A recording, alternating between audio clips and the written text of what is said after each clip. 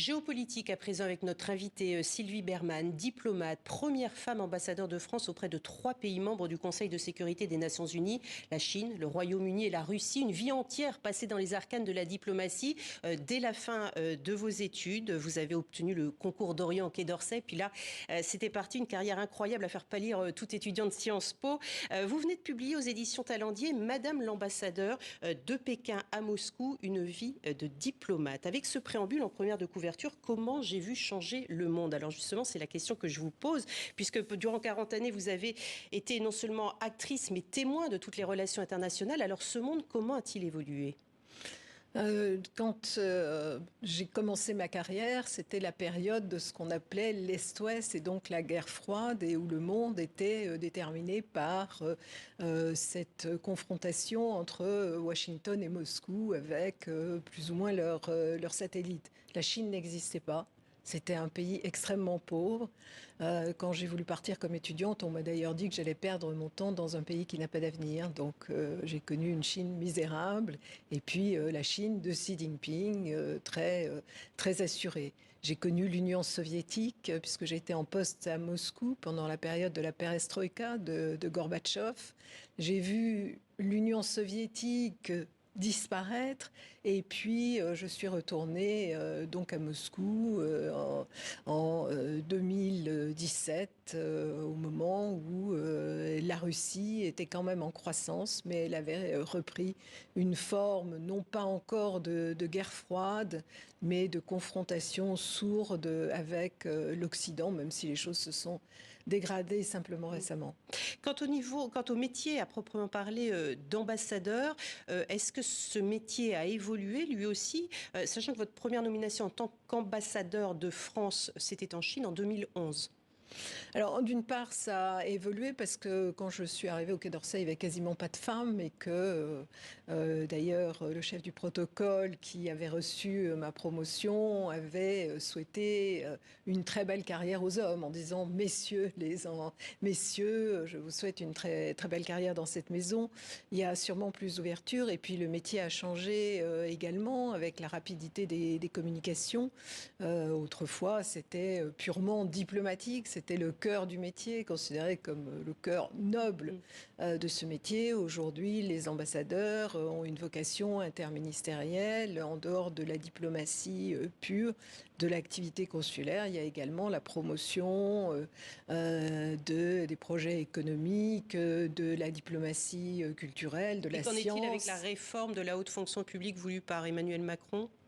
Alors, elle est critiquée par tous les diplomates sans exception, parce que la diplomatie, c'est un métier, c'est une vocation pas, aussi. Diplomate et ambassadeur. Oui, on apprend son métier sur le terrain, au fur et à mesure des postes. Alors justement, un terrain que vous connaissez, vous avez représenté la France en Russie de 2017 à 2019. C'était tout récent. Vladimir Poutine est un homme que vous connaissez, que vous avez côtoyé, un homme qui, écrivez-vous, devenait émotionnel dès que la question de l'Ukraine était abordée. Vous insistez sur son objectif ultime, sur le fait de redonner un rôle, non pas à l'Union soviétique, mais à la Russie en elle-même.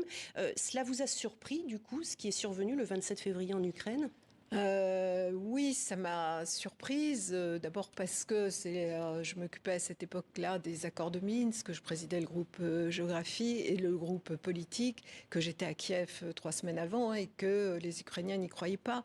Et que par ailleurs, ce n'est pas dans l'intérêt de la Russie, en réalité, comme on peut voir aujourd'hui. Mais effectivement, il faut prendre en compte les facteurs émotionnels.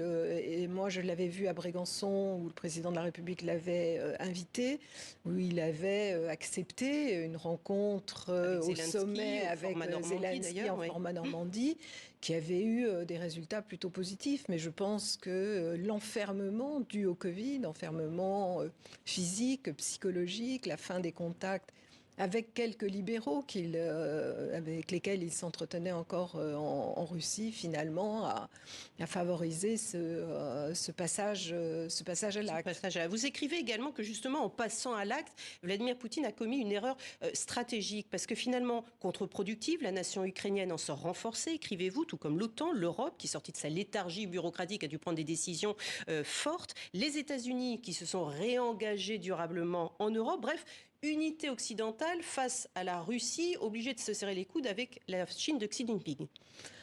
Oui, enfin pas uniquement avec. Je raccourcis. Non, effectivement, parce que ce qui va déterminer en fait les relations internationales dans les années à venir, c'est la confrontation entre Washington et Pékin.